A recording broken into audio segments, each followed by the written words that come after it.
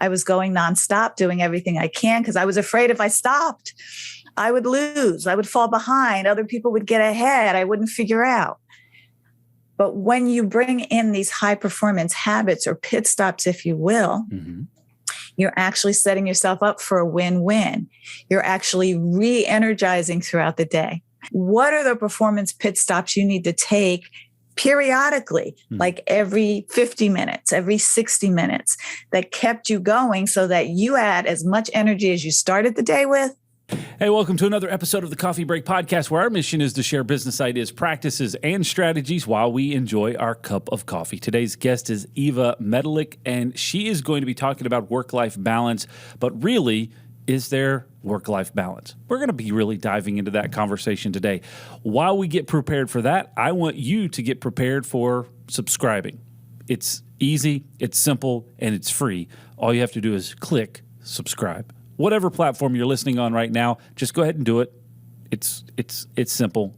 Don't worry about it. It's kind of a commitment, but it's not going to be a big deal. Go ahead and do that. If you're watching on Facebook or YouTube, make sure you subscribe or follow so you'll get the latest episodes as they come out. We're dedicated to doing this every Tuesday morning at 9 a.m. where you get a brand new episode with information about business ideas, practices, and strategies. And the only way to not miss a single episode is to subscribe. Make sure you do that. Now, get ready for this conversation about work-life balance with Eva Medilek. We got so much to say. We got a podcast to make. We're sipping on lattes, and it's time for a coffee break.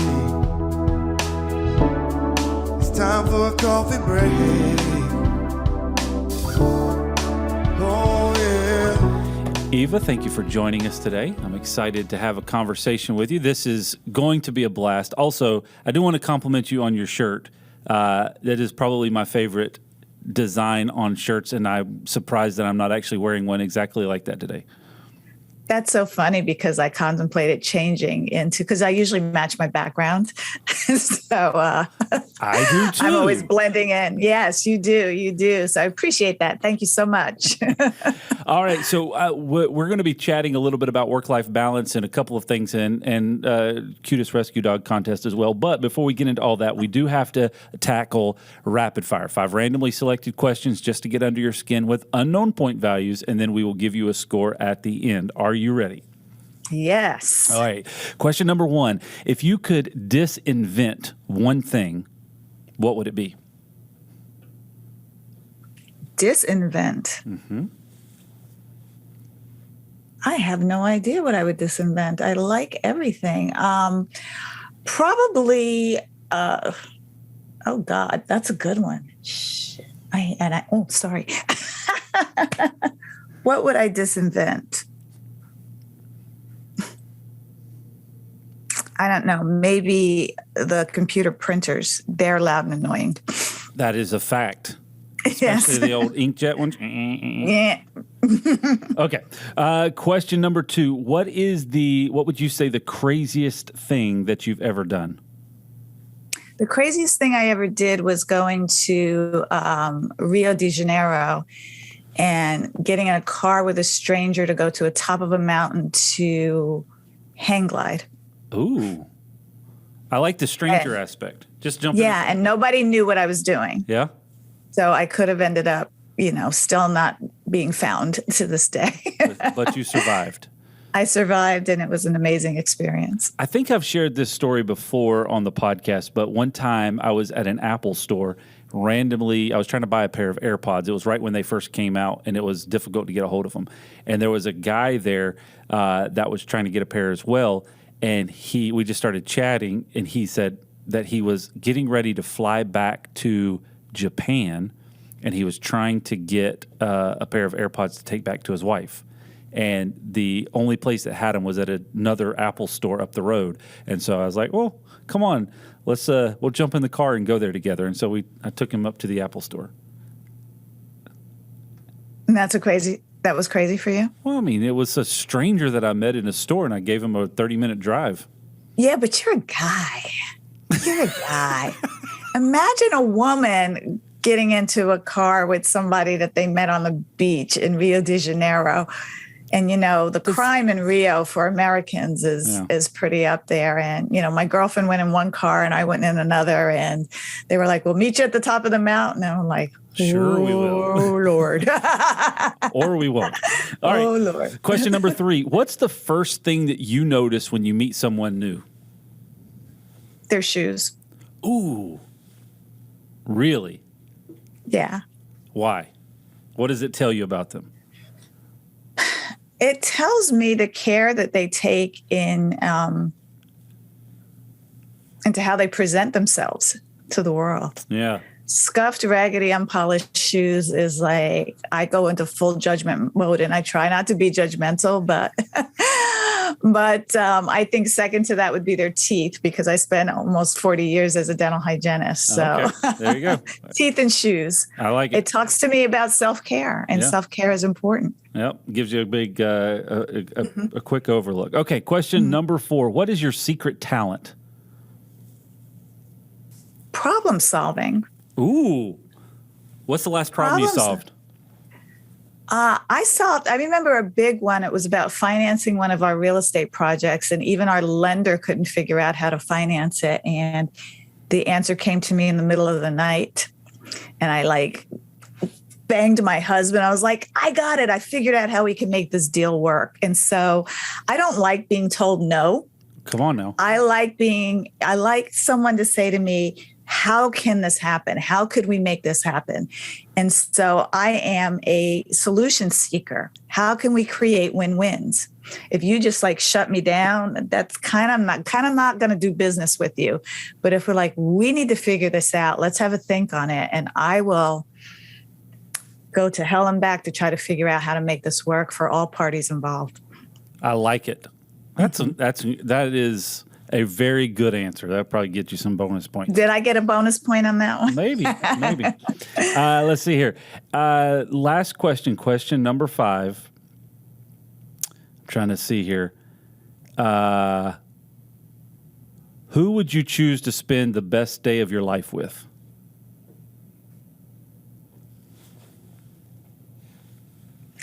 I would have to say my husband. And I almost said my dog at first, but there's been a theme here with the dog. But they kind of look alike. So yeah, it would be my husband for sure, because one thing about him is, we do have fun. Mm-hmm. And we do get adventurous together, and that's just a lot of fun to be with someone who kind of gets you and is ready. If I say you wanna, he's like, let's go. And so we'll just go do it. Let's go do it. All right. Yeah. So congratulations, you passed rapid fire. We're going to give you a score 722. Right. Out of how many? 12 million? Yeah. All right. So real quick, before we jump into the conversation, tell us a little bit about your dog. About what? About your dog. Oh, my dog. She's a rescue dog. We rescued her when we were in one of the biggest real estate deals that we have ever done. It was the one I was just referencing. Mm-hmm. And we were so busy that I realized if I didn't bring a dog into my life, I would work myself to death. And so she's very sweet. She didn't even bark for the first 2 weeks. I mean, she's fixed that now, but she's just a cuddler, a lover, and a real comfort. She is a certified support dog, so love her. Very cool. All right, well, let's get into this conversation today, because before we started recording, we're poking around a little bit of what is interesting to you, what are you passionate about, and what do you really enjoy talking about right now. And obviously, there's this theme that you have ongoing about work-life balance and understanding that. So my first question out of the gate is this. Is there a separation between work and personal life balance? Is there this is work time and this is personal time? How you do one thing is how you do everything. But as far as time blocking, yeah, that's a part of creating your own unique work-life balance. So it's about being present and focused and not having distractions, setting boundaries, and knowing what's important to you at that time. Because when we look at a scale that's perfectly balanced, the number on the scale reads 0. Mm-hmm. And most of us are stressing ourselves out, trying to spend the equal amount of time in our personal life that we spend in our professional life. And that's just creating a whole set of overwhelm. It just can't happen. And then you feel like you're unsuccessful and you're a failure because you can't figure out how to do it. And the important thing is to be clear on what priorities you have in your life at that time. Because there are going to be times when whatever project I'm working on is more important than Netflixing and chilling with my husband. Mm-hmm. But it's just for that time. It's not forever. So when we get clear on what our vision, goals, and values are and prioritize them, then we can own the responsibility of creating and setting boundaries that support and move forward those priorities. And I call that my CPR formula. So you just need a little CPR for your life and business so that you can be clear on what to focus on and when. So when you start having these conversations with people, is it to the point where they're like at burnout, already in burnout, or they're just trying to be intentional about preventing burnout? Most of my clients are already feeling that exhaustion and overwhelm, and they want the habits that will give them the energy that reverses that burnout, first of all, but also prevents burnout from reoccurring. Because I'm all about being proactive. There are things I do throughout the day so that the energy I have at night when I do spend time with my family matches the energy I have when I just pop out of bed in the morning. And I do have energy when I pop out of bed in the morning. My old life, when I was the workaholic, working my day job, building my entrepreneurial business, I didn't have the mental, emotional, even the physical energy to be with my family in a way that was enjoyable. Let me put it that way. I was Miss Cranky Pants. I always had an ache or pain in my neck, back, and shoulders. Sleepy, yawning. I just wasn't fully present. And it got to the point where, my husband, who is amazing, but, I hate to say it, but he actually started falling in love with another woman because of the energy I was bringing into our relationship was just that of always being stressed, burnout, and overwhelmed. And that was the wake-up call I needed to know that I had, recognize who I was being as I was building my business. I had a very successful business. I built a successful business, but what did it cost me? What did that success cost me? And so people want to have it all, but they always think that they have to be it all and do it all in order to have it all. And so I got clear on my priorities and values and started making decisions based on that. We understand the frustrations HOA board members and property managers face when deciding the best solution for their HOA and pool security. Should we use a keypad, hand out keys, or install a key card system? Do we even need cameras? These are some of the questions that are difficult to navigate, and we're here to help. At Loc-Doc Security, we've spent over 20 years working with homeowners associations and property managers to find the system that best fits the pool and HOA needs. Camera systems for the front gate or front entrance, key card systems for the pool gates, or simply updating the gate so that it meets safety and code compliance. We like to take the guesswork out of the process to answer any questions and help find the right solution. Our mission is to help you protect your people and your property, and that includes pools. Contact our team today to schedule your free consultation for your community. So we've talked about this a lot just in business in general, right? If you base your business off of values and priorities and kind of a vision, then the decisions that you're making on a regular basis for the business are going to be in more of a closer alignment. So now what I'm hearing you say is apply that to you as an individual and having your kind of personal vision, personal values, and make your decisions and set your boundaries and put your energy around the things that you say are important based off of that. Is that kind of where you're coming from? That makes decision-making easy. I know when my husband and I had that breakdown in our marriage, and thank God we got through it and built a better marriage after that. I always use a real estate analogy. We committed to the relationship before we committed to each other. because people are human and will make mistakes. And if all of your eggs lie in me, how do I put this? Depending upon how you act. Mm-hmm. You know, if you do everything just right, then we're going to have the perfect relationship. It's now, how can we work toward having a relationship that we both desire and deserve, knowing that as humans, we're going to screw up along the way here and there. Mm-hmm. But our focus is always on the relationship. And you do that in your business too.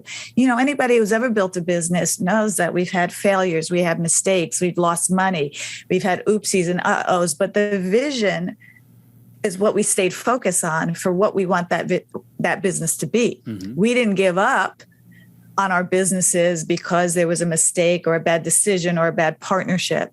We don't do that in our relationships too, and with the people we love. But we all have to be working towards the same vision and the same relationship. And even on that side, right? You're effectively saying, if you have, even in the business world, it gives you the energy, right? If you have a vision, you've got a focus, you've got a clear set of values, it can give you the energy to get towards that target or that goal that you're working towards. If you do the same thing in your personal world, it happens. On the balance side, I want to ask you this, because I think it was Matthew McConaughey talking about this before, and it may be completely off base, so you can clarify and correct me if I'm off base with this. But he was talking about the fact of balance. A lot of times we utilize the term balance thinking everything has got to be equal 100% of the time. So if I've got 25% here, 25% here, 25%, and he was basically saying balance is understanding where you're focusing your energy and where you're not focusing your energy, and continually modifying and navigating that. And he was talking about sometimes he puts more energy into his business or his professional career, and in those times maybe his personal life has a little bit of struggle, and then maybe his spiritual life has a little bit of struggle. And so when he recognizes that, he has to make those adjustments, and it's a constant adaptability in that. Do you tend to agree with that, or is it more? Is there a different that's what I was saying. Yeah, that's what I was saying in the beginning. Balance is not equal. Balance is going to be looking like this, and that's why it's important to communicate the boundaries when you have your CPR, because there will be times where I say to my husband, "I'm working on a launch. It's going to take all of my energy and effort is going to go towards that launch." So it's clear to him. I don't have my door closed and think he should know that I'm busy because the door is closed. I'm communicating to him, this is what's going on in my life. So I'm not going to, be down for dinner at 6:00. I'll probably be working till 8. Can you help with dinner? Can you help with the dog? We support each other. People will support your boundaries that are working towards your vision, goals, values, and priorities at that time. When you are clear and communicate with them, you'll have much more support. When my kids were little, I remember having a really bad migraine that I used to really suffer badly. But now that I have these high performance habits, migraines disappeared. Wow. But, and I remember telling my daughters, mommy needs to rest and have complete quiet because she has a migraine. And then I guess one daughter said something and the other one was shouting at the top of her lungs, "Be quiet, Mom has a headache." Which I thought was so adorable, but, ear splitting as well. But it just goes to show communicating what you need gets you that support. When my door used to be closed and I never said anything to my husband, he would knock on the door to come in, and I'd be in the middle of a podcast, a radio show, or with a private client. And I remember thinking, the door's closed. Why are you knocking and coming in? Well, I didn't make it clear to him. And so instead of getting upset, I looked at how was my communication clear. So it looked like, "Hun, when the door's closed, please don't knock, because it usually means I'm with a client or on a podcast, but I'll leave it partially open when it's okay for you to come in if you need something to get out of the office, because we share some file space here." After that, it never happened again. I didn't get upset. He didn't feel that I was mad at him for disturbing me, because I would make this face like, But it's really about communication. And so, yeah, when I'm working on a launch, the balance is not equal. The balance, the energy and effort is put where it's needed at that time. But when I go on vacation, which I'm leaving on Sunday, my clients and everybody knows I'm not going to be available for these days. I'm only working 2 days a week while I'm away. For about 4 of the 6 weeks I'm away. The other 2 weeks are full vacation. And these are the days and these are the hours. So my boundaries are communicated. And so then I'm not going to get pissed or upset or be distracted when I want to focus on family and friends that I'm spending time with in Europe. So the balance is looking like this all the time. Then there's no launches happening. There's nothing really going on heavy in the business. But leading up to the vacation, I am busy AF. Yeah. Well, here's my question that I would ask on that, and I want to also get clarification on CPR because you've mentioned it a couple of times, so you've intrigued me. But the communication for, so say, hey, I'm getting ready to do this launch, so I'm going to be dedicating more time to this, or whatever the case may be. How do you handle, or what do you recommend for? Say, for instance, 2.5 years ago, the world walked into this, something that we'd never dealt with before. We didn't know what the timeline was, but it was kind of all hands on deck until. How do you communicate this when you don't really know that you're getting ready to walk in something like that, but it is going to drown you in time, energy, and resources? So that, because you really do want to come out of that from a balanced perspective, but you don't really know what you don't know at that point. In anything that I do that I am unsure of, I just start by taking action and the clarity will come. That's why I talk about CPR. Your success depends on your ability to be clear, prioritize, and take responsibility for creating and setting boundaries. That's the CPR. Now, if you're talking about the 2.5 years when COVID hit us, there was COVID on top of, the racial uprising that happened during the beginning period of us being on lockdown. And so that was a very, that was a pivoting time for me.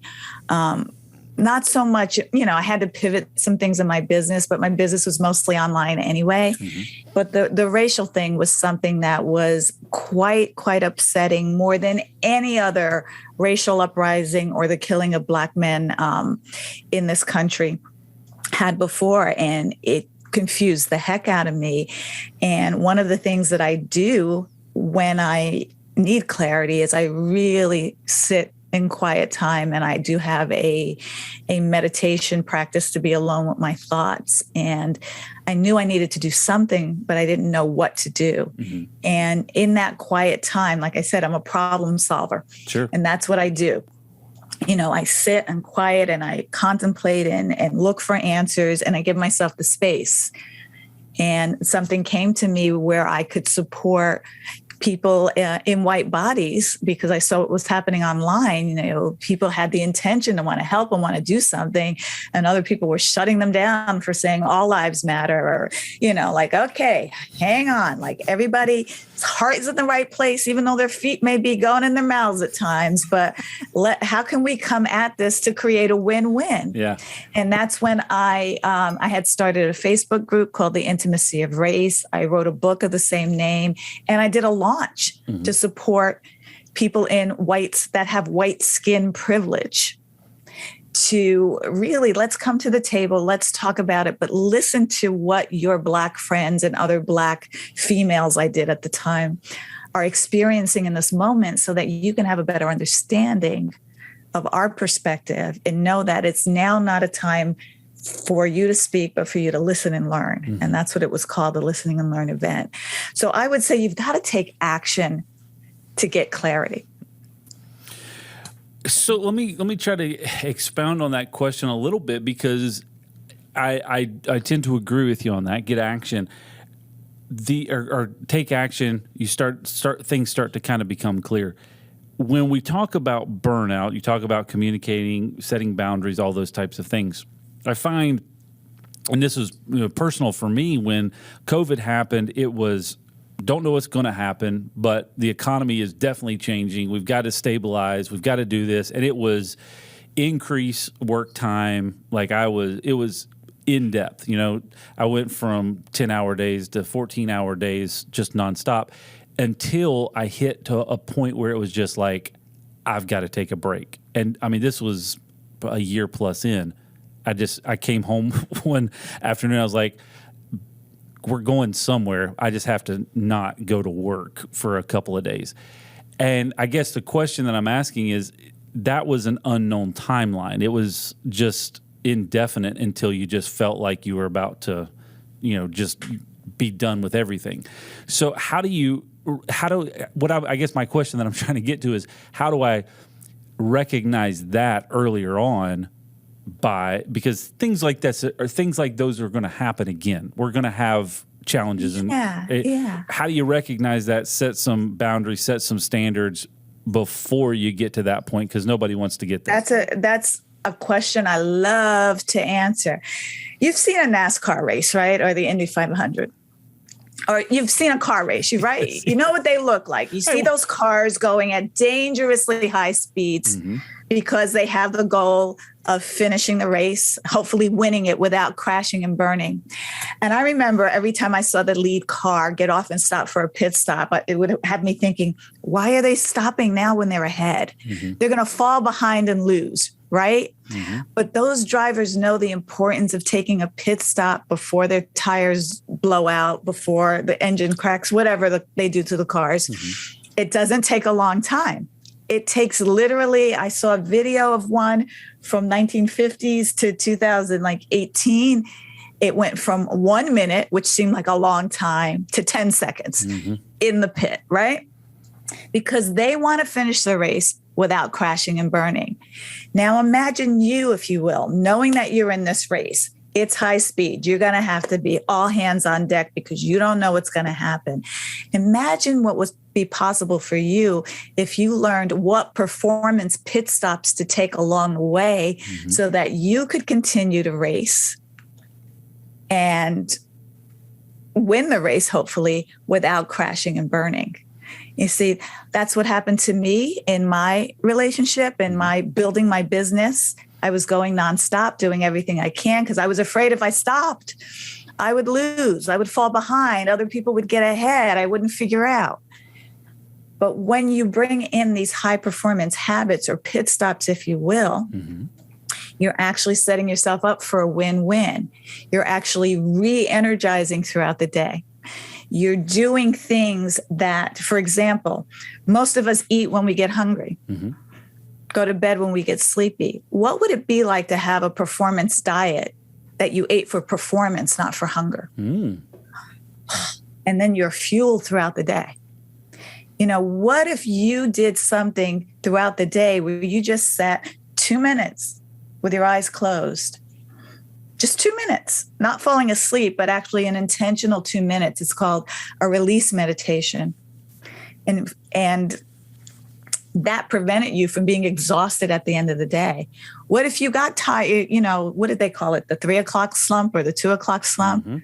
What if you got up and did something for 3 minutes that actually got your heart rate going and your blood pumping through your veins that energized you for the next task? What are the performance pit stops you need to take periodically, like every 50 minutes, every 60 minutes, that kept you going so that you had as much energy as you started the day with at the end of your day, and your family's not getting the burnt out, fried pieces of you that are left over. You're still on fire. You're not burned out. Yeah. It's the energy to do what you need to do throughout the day, but also realize that your day is from the time you wake up till the time you go to sleep, and everything that's happening in the middle, how can you give it your whatever that focus is that you were talking about earlier, that focus, that attention in that moment versus having it die down at certain points. Yeah. How to stay on your A game is what I call it. To be on your A game with every meeting, every client, every, if you write articles, what do you need to do? And it's really those transitions when you're transitioning from, say, this show here to the next show. What do you do in between in transition time so that you're showing up your best self instead of, Eva drained all that energy from me. Wow, she was a tough interview. Now I got to do the next one. And they're getting kind of, 80% of Chad and not 100%. What do you do to get yourself back up to 100%? Can you copy this key? That's a question we get asked about 3,422 times a year. And how can you actually be sure that the person who asked that question is supposed to get a copy of that key? Well, we think you should always know who can copy your keys to your business and your home, because it could be your neighbor, an old employee, a contractor, or even worse, your mother-in-law. At Loc-Doc Security, we believe in protected key systems, so you always know who has a copy of your key. To find out more, visit locdoc.net or stop by our Charlotte location. Loc-Doc Security, helping you protect your people and your property. So you've got high performance habits. What are some tips and tricks to start to implement those? Well, one of the things is you've got to establish a morning routine. Okay. A morning routine just really sets you up to be prepared for the day, and it wipes out 20% of the stress of the day right off the bat. So I have a consistent morning routine. The other thing I would say, again, eat for performance. Eat for energy. So, maybe the bag of Doritos is not the right thing for you to keep you energized. So, whatever that is for your body, your fitness, your health. I don't schedule meetings back to back. I have a 15-minute buffer between each meeting. I mean, there are days, don't get me wrong, where it's necessary if I'm in a push and I need to get stuff done. It's back to back to back. And I definitely, feel the effects of it at the end of the day. But I always have a 5 to 15-minute buffer between each meeting, and drinking water. I've got my cucumber water right here. And I don't do a big glass. I do a little glass because I got to go downstairs to refill it. So that gets me moving up and down the stairs. I kind of trick some of these things in. What else can you do? Sleep. You've got to maximize your sleep. And so that means try to get 7 to 8 hours of sleep per night, but also no food 3 hours before bed, no screens an hour before bed, no work 2 hours before bed. So 3, 2, 1, I did that off. No food 3 hours, no work 2 hours, and no screens 1 hour before bed. That helps your body maximize the sleep that it's getting. So it's identifying, and I'm trying to think through this for myself as well, identifying those things, putting yourself in the position where you're effectively training yourself like a high-performance athlete, except for whatever it is that your business world or your life in general. And I guess that's one of the things that I keep going back to a lot. And I've had this, similar conversation with people in the past is I don't feel I'm struggled with the work-life balance conversation in the past, because to me, it's all the same. Like, it's just life and how to balance my life well, because I can get out of kilter from time to time, but it's all the same because it's all interwoven together for me, because it's just kind of built into who I am. But understanding that as well, if I'm not eating well and if I'm not treating my body well, then I don't have the energy focus to spend time with the kids or my wife, to do those types of things on a regular basis, because I'm exhausted throughout the day. I also don't have the energy to be focused in the meetings that I'm in, or to communicate when I'm supposed to be communicating, because I'm just kind of dazed and confused, or I'm out, my mind is a little fogged. So finding what is, working for you as an individual. You're talking about the eating for performance, having those morning routines. Do you find that there is kind of this set standard to be able to work off of, or is it very personalized based off of? It's personalized, of course. What works for me is not going to work for you. Yeah. At all. I mean, my morning routine probably changes every 6 months because I get bored. Sure. Mm-hmm. During COVID, before COVID, it was going to Equinox. During COVID, it was my mini trampoline, which I really loved. And I would sit that outside. I had a challenge when I was working with a high performance coach, doing yoga 10 minutes a day. I did kind of a 30-day challenge. I like to challenge myself because I am a creator, which means I get bored easily, and I'm a visionary. Thank God my husband's an implementer, so I can have an idea and I'm like, hey, let's figure out how to make this work because I've got a great idea. And I always start, we should do, and he knows it means you should do. This is my idea. You should do this. But, the point is most people don't have a clear focus on what their priorities are. And especially if you're a creative visionary, shiny objects can be the death of you. Like, oh, this is a good idea. I want to go over here. Well, what is your main focus and priority for this day, week, month, quarter? Is that new shiny object going to pull your focus away from that? Or is it going to bring you closer to it? And it's a simple question to ask yourself when you're faced with the decisions of FOMO, like I say, fear of missing out. Like, but what if I don't take this opportunity when it comes? Like Richard Branson said, when someone offers you this amazing opportunity, you're not sure you can do it, say yes anyway and figure it out later. And I found part of my burnout was saying yes to everything. And not really being strategic, because when you say yes to everything to please everyone around you, or you have fear of missing out, then that's when you don't have time to do the things you really want to do, because you're saying yes to a lot of things you really don't want to do. So it's really, really asking yourself those deep questions. Like, what is my focus for today? And it could be daily, weekly, monthly, quarterly, yearly, but chunk it down and then create your day, your schedule for the priorities. Have at least 3 priorities that you want to get done by the end of the day that you don't feel like a failure if I didn't get to everything on the to-do list. And so it takes time, because most of us are really trained to really push and really hustle. And there's nothing wrong with the push or the hustle, but it's an and. How can you strategically push and hustle, and how long? You can't hustle for there's got to be recovery time.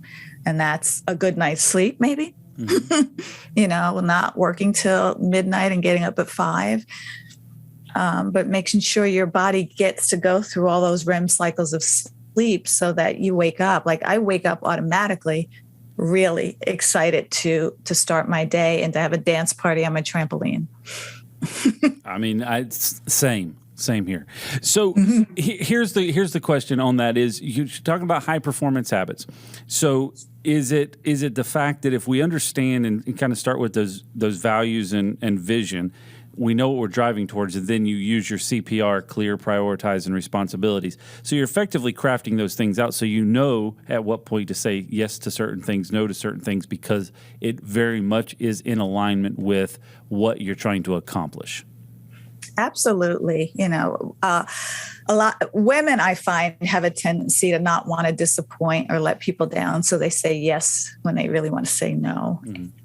And we also think sometimes, and I think men too as well, and maybe we're the only ones that could do this. And if you want it done right, you've got to do it yourself. And so you really have to know that you don't have to do it all and be it all in that quest to have it all, and to get really clear on what is the focus of today. What are 3 things? Like I have my online calendar, but I also have my paper calendar of like, where can I squeeze in little things that come up, and what absolutely has to be done before I shut the computer down and give my time, energy, and effort to my husband.